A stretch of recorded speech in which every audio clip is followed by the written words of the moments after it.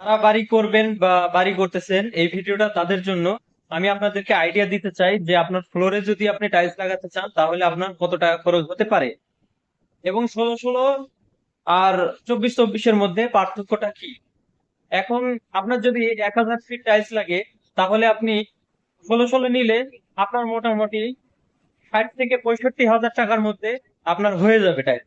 আর যদি আপনি 24 24 টাইলস নিতে চান, তাহলে আপনার লাগবে 1 লক্ষ থেকে 1,10,000 টাকার মধ্যে হয়ে যাবে ভালো মানের টাইলস। তো আপনার রুম যদি বড় হয় তাহলে 24 24 টাইলস লাগাবেন, আর যদি রুম ছোট হয় তাহলে আপনি 16 16 টাইলস লাগাবেন। আপনার রুমটা অনেক সুন্দর লাগে। এর মধ্যে আপনি 16 16 এবং 24 24-এর মধ্যে টাইলসের ক্যাটাগরি দেখে নেবেন। আপনার 60,000 টাকার মধ্যে কমা টাইলস হবে, এবং 60 থেকে উপরে যত যাবেন তত ভালো টাইলস হবে। আর 1 লক্ষ টাকা হচ্ছে সর্বনিম্ন। এর নিচে আসলে অবশ্যই ভালো মানের টাইলস হবে না। আর 1 লক্ষ টাকার উপরে যাইতে হবে আপনার 1000 ফিটে, তাহলে আপনি ভালো মানের টাইলস পাবেন, ন্যানো পলিশ টাইলস পাবেন।